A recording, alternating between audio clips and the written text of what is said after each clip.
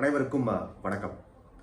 இன்றைய காலகட்டத்தில் நம்ம டைரக்டாக கடவுள்கிட்ட ப்ரே பண்ண முடியாதா? நமக்கு நிச்சயமாக குருக்கள் தேவையா?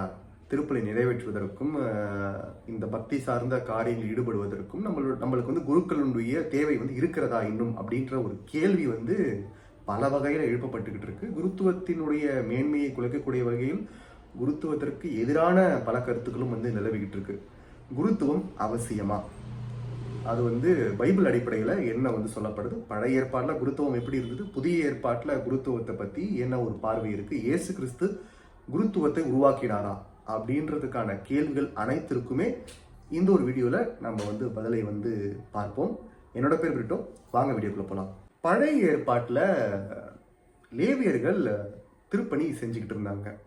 அது மிகவும் உயர்ந்த பணியாக கருதப்பட்டது, கடவுளுக்கு அர்ப்பணிக்கப்பட்ட பணியாக கருதப்பட்டது. லேவியர் 21ஆம் அதிகாரம் 6ஆம் இறைவசனம். அவர்கள் தங்கள் கடவுளின் பெயரை கெடுக்காமல் அவருக்கு ஏற்ற தூயோராய் இருப்பார்கள். இங்க கடவுளுடைய திருப்பெயருக்கு எந்தவித களங்கும் ஏற்படுத்தாம கடவுளுடைய திருப்பணியை எடுத்து செய்வதற்கு, அதை முன்னின்று செய்வதற்கு லேவியர்கள் பழைய ஏற்பாட்டில் இருந்திருக்காங்க.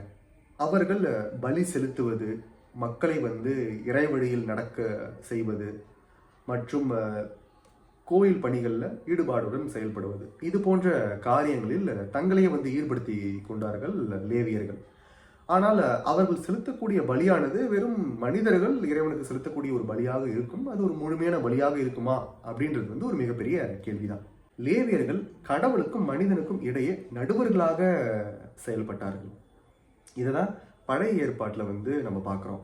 புதிய ஏற்பாடு இதை பற்றி என்ன சொல்லுது? எபிரேயர் 5ஆம் அதிகாரம் 1-10 வரை உள்ள இறைவசனங்கள். தலைமை குரு ஒவ்வொருவரும் மனிதனிடமிருந்து தேர்ந்தெடுக்கப்பட்ட பாவங்களுக்கு கழுவாயாக காணிக்கைகளையும் பலிகளையும் செலுத்துவதற்காக மக்கள் சார்பாக கடவுள் முன் பணிபுரிய ஏற்படுத்தப்படுகிறார். அவர் தாமே வலுவின்மைக்கு ஆளாகி இருப்பதால் அறியாமையில் இருப்போருக்கும் நெறித்தவறி நடப்போருக்கும் பரிவு காட்டக்கூடியவராயிருக்கிறார்.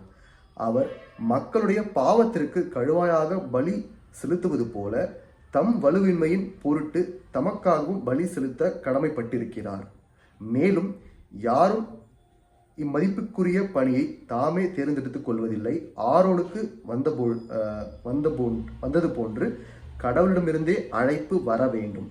அவ்வாறு கிறிஸ்துவும் தலைமை குருவாக தம்மையே உயர்த்தி கொள்ளவில்லை.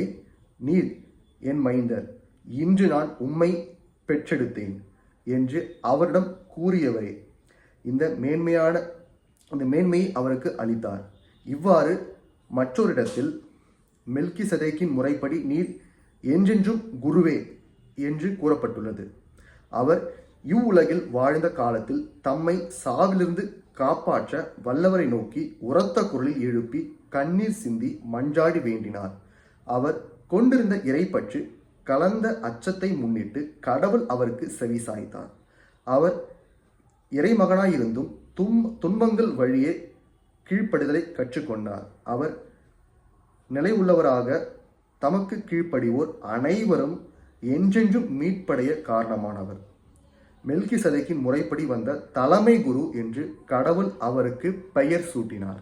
இந்த ஒரு வசனம் தெளிவாக சொல்லுது, நமது ஆண்டவர் இயேசு கிறிஸ்து தான் உண்மையான தலைமை குரு என்பதை. பழைய ஏற்பாட்டில் குருக்கள் லேவியர்கள் இருந்தாலும் அவர்கள் செலுத்திய பலியானது முழுமையடையவில்லை. ஆனால் இங்கே நமது ஆண்டவர் இயேசு கிறிஸ்து தன்னையே பலியாக செலுத்தி அவர்தான் தலைமை குருவாக நிலைநிறுத்தப்படுகிறார். யாரால் என்றால் நமது கடவுளால். ஏன்னா கடவுளுடைய சித்தம் இல்லாமல் இது நிறைவேறியிருக்காது. கடவுளினுடைய அருளினால் ஆசீர்வாதத்தினால் இயேசு கிறிஸ்து தலைமை குருவாக இருக்கின்றார். இந்த ஒரு தலைமை குரு நிறைவேற்றக்கூடிய பலியானது முழுமையான பலியாக நமக்கு பாவ மன்னிப்பை அளித்து மரணத்திலிருந்து விடுதலை அளித்து நிலைவாழ்வை தரக்கூடிய வகையில் இருக்கக்கூடிய ஒரு தலைமை குருவாக ஆண்டவர் இயேசு கிறிஸ்து இருக்கிறார். இயேசு தலைமை குருவாக இருக்கிறார். ஆனால் இன்னைக்கு நம்ம வாழ்க்கையில குருக்கள் தேவையா அப்படின்ற ஒரு கேள்விக்கு பதில பார்ப்போம். யோவான் 20ஆம் அதிகாரம் 21ஆம் இறைவசனம். இயேசு மீண்டும் அவர்களை நோக்கி, உங்களுக்கு அமைதி உரித்தாகுக. தந்தை என்னை அனுப்பியது போல நானும் உங்களை அனுப்புகிறேன். இதை சொன்ன பின் அவர் அவர்கள் மேல் ஊதி, தூய ஆவியை பெற்றுக்கொள்ளுங்கள். எவருடைய பாவங்களை நீங்கள் மன்னிப்பீர்களோ அவை மன்னிக்கப்படும், எவருடைய பாவங்களை மன்னியாதிருப்பீர்களோ அவை மன்னிக்கப்படா அப்படின்றத உறுதியா இங்க வந்து இயேசு கிறிஸ்து வந்து சொல்றார். அவர் வாயாலேயே வந்து சொல்றாரு. அவர்களுடைய திரு தூதர்களுக்கு இந்த ஒரு அதிகாரத்தை பகிர்ந்து அளிக்கிறார். பகிர்ந்து அளிப்பதனுடைய வெளிப்பாடாக அவர்கள் அனைவரும் பங்காளிகளாக மாறுகின்றார்கள். இயேசு தலைமை குரு, அதுக்கு அடுத்து வழிவந்த அனைவருமே வந்து குருக்கள். குருத்துவத்தை இங்க உருவாக்குறாரு. குருக்கள் கிட்ட இருந்து வரக்கூடிய அந்த ஒரு அதிகாரம் இங்கதான் வந்து துவங்குது. இன்றைக்கு குருத்துவத்திற்கு எதிராக எழுப்பப்படும் கேள்விகளும் அவர்களுடைய அதிகாரத்திற்கு எதிராக எழுப்பப்படும் கேள்விகள். முதல் போப்பாக இந்த பாறை மீது எனது திருச்சபையை கட்டுவேன் அப்படின்னு சொல்லிட்டு பேதுருவின் மீது, அந்த ஒரு பேதுருவின் மீது திருச்சபையை கட்டினார். இந்த திருச்சபை இன்னைக்கு எந்த திருச்சபையா இருக்கு? 2000 ஆண்டுகளாக உண்மையை மட்டும் போதிக்கக்கூடிய கத்தோலிக்க திருவை இன்றைக்கு 266வது போப்பாக நம்ம போப் பிரான்சிஸ் இருக்காரு. அவர்கள் வழிவந்த பிஷப்புகள், அவர்கள் வழிவந்த குருக்கள் இன்றைக்கும் இயேசுவினுடைய பங்காளிகளாக இருக்கின்றார்கள். அவர்களுக்கு பாவ மன்னிப்பை வழங்குவதற்கான முழு அதிகாரம் இருக்கின்றது. அந்த அதிகாரம் எங்கிருந்து வந்தது? இயேசு கிட்ட இருந்து திருத்தூதர்களுக்கு வந்தது. திருத்தூதர்கள் கிட்ட இருந்து அவர்களுடைய சீடர்களுக்கு வந்தது. அவர்களுடைய சீடர்கள் இப்படி வழி வழியாய் வந்த அதிகாரம். இந்த அதிகாரம் என்றுமே அழியாத ஒரு அதிகாரம். நேரடியாக நமது ஆண்டவர் இயேசு கிறிஸ்துவால் வழங்கப்பட்ட அதிகாரம். குருக்களுக்கு எதிராகவும் குருத்துவத்திற்கு எதிராகவும் எழுப்பப்படக்கூடிய கேள்விகள், முக்கியமாக குருத்துவத்திற்கு எதிராக எழுப்பப்படும் கேள்விகள், எப்படி குருக்கள் வந்து நேரடி பங்காளிகளாக ஆக முடியும்? இங்கே குறிப்பிட்டிருக்கே, இங்கே சொல்லியிருக்கே, இயேசு தனது அதிகாரத்தை பகிர்ந்து அளிக்கிறார். இயேசுவினுடைய பங்காளிகள் அவர்களால் பாவங்களை மன்னிக்க இயலும். பாவ சங்கீதனத்துக்கு எதிராக எழுப்பப்படும் கேள்விகளுக்கு இந்த ஒரு வசனம் மட்டுமே பதிலாக கொடுக்கப்படும். ஏனென்றால் யாருடைய பாவங்கள் மன்னிக்கப்பட வேண்டும் என்று நீங்கள் கூறுகின்றீர்களோ அவருடைய பாவங்கள் மன்னிக்கப்படும். அந்த அதிகாரத்தை பகிர்ந்து அளிக்கின்றார். அதனாலதான் இன்னைக்கு கத்தோலிக்க திருச்சபை பாவ சங்கீதனம் அப்படின்ற ஒரு விஷயத்தை வந்து உறுதியாக பின்பற்றி கொண்டிருக்கு. நம்ம நேரடியாக இறைவனிடம் மன்றாடுவதன் மூலயமா நம்மளுக்கு வந்து பாவ மன்னிப்பு கிடைக்குமா கிடைக்காதா அப்படின்றத விட, ஒரு குருவின் மூலமாக நம்ம வந்து பாவ மன்னிப்பு பெறும்பொழுது, பாவ சங்கீதனம் பெறும்பொழுது, நேரடியாக இயேசுவினுடைய பங்காளிகளான நேரடி குருக்களிடம் நம்ம வந்து பாவத்தை அறிக்கையிடுறோம்.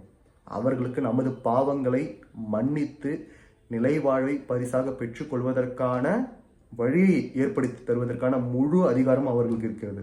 மத்தேயு 12ஆம் அதிகாரம் 31ஆம் இறைவசனம். எனவே நான் உங்களுக்கு சொல்கின்றேன், தூய ஆவிக்கு எதிரான பழிப்புரை மன்னிக்கப்படாது. மக்களுடைய மற்ற பாவங்கள் பழிப்புரைகள் அனைத்தும் மன்னிக்கப்படும். மானிட மகனுக்கு எதிராக ஏதாவது ஒரு வார்த்தை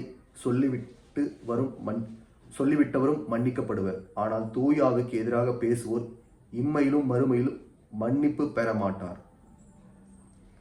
இன்றைக்கு போப்பை குறித்தான தவறான தப்பறை கோட்பாடுகள், அவரை இழிவுபடுத்துவது, அவரை விமர்சனம் செய்வது, எல்லாத்துக்கும் மேலாக அவரை காயப்படுத்தக்கூடிய வகையில், அவரை வந்து அவருடைய அதிகாரத்தை கேள்வி கேட்கக்கூடிய வகையில் பல்வேறு தப்பறை கோட்பாடுகளை வந்து உள்ள இருந்துகிட்டே பல பேர் செஞ்சுக்கிட்டு இருக்காங்க. அவர்களுக்கும் இந்த வசனம் பொருந்தும். பல வகைகள் குருக்களுக்கு எதிராக, குருத்துவத்திற்கு எதிராக செயல்படக்கூடிய போலி போதகர்களுக்கும் இது பொருந்தும். ஏனென்றால் கிறிஸ்துவால் நேரடியாக அருட்பொழிவு செய்யப்பட்டவர்களை அவர்கள் வஞ்சிக்கின்றார்கள். நமக்கு குருக்கள் மேலேயும் கன்னியர்கள் மேலேயும் 1000 விமர்சனங்கள் இருக்கலாம், 1000 கருத்து வேறுபாடுகள் இருக்கலாம். ஒரு சில வேளைகளில் அவர்கள் நமக்கு எதிராக செயல்படலாம், நமக்கும் அவர்களுக்கும் தேவையற்ற குழப்பங்களும் ஏற்படலாம். ஆனால் அவர்களும் மனிதர்கள் தான். ஒரு சில நேரங்களில் அவர்களும் தவறு செய்ய நேரிடலாம். இது வந்து சகஜம்தான். அதை நம்ம வந்து ஏற்றுக்கணும். முழு மனசோட, ஒரு மனித இயல்போடு அவர்கள் தவறு செய்ய நேரிடலாம். ஆனால் அதற்காக முழு அதிகாரத்தையும் நம்ம எடுத்துக்கிட்டு நம்ம அவர்களை தண்டிப்பதும் அவர்களுக்கு எதிராக செயல்படுவதும் நியாயமற்றது. இறைவனுடைய கடுமையான சினத்திற்கு நம்ம ஆளாக நேரிடும். ஆகையால் மனம் திரும்புங்கள். நம்ம ஏதாச்சும் ஒரு குருக்கிட்டேயோ ஒரு கன்னியர்கள்கிட்டயோ வந்து நம்ம ஏதாச்சும் தவறுதெல்லாம் நடந்துக்கிட்டு இருந்தாலோ இல்லை அவர்களை காயப்படுத்தி இருந்தாலோ இந்த ஒரு தவக்காலத்தை நம்ம பயன்படுத்திக்கிட்டு அவர்களிடம் சமாதானத்தை அறிவித்து அவர்கிட்ட மன்னிப்பை நம்ம வந்து கேட்போம். நிச்சயமாக அவர்களும் மன்னிப்பார்கள். ஏன்னா இந்த உலகத்தில் யாருமே வந்து பர்ஃபெக்ட் கிடையாது, எல்லாருமே இம்பர்ஃபெக்ட் தான். பட்னா அவர்கள் அருட்பொழிவு செய்யப்பட்டவர்கள். அவர்களுக்கு எதிராக பாவம் செய்யும்போது, அவர்களுக்கு எதிராக நம்ம செயல்படும் போது பாவம் அனைத்தும் நம்மளையும் தாக்கும், நம்மளுடைய தலைமுறையினரும் நம்மளை தாக்கும். அதற்கு மன்னிப்பே கிடையாது. நான் சொல்லலை, பைபிள் வசனம் சொல்லுது, ஆண்டவராக இயேசு கிறிஸ்து சொல்லியிருக்காரு. ஆகையால் நம்மை இறை வழியில் நடத்தக்கூடிய குருக்கள், அவர்களோடு இணைந்து பயணிப்போம்.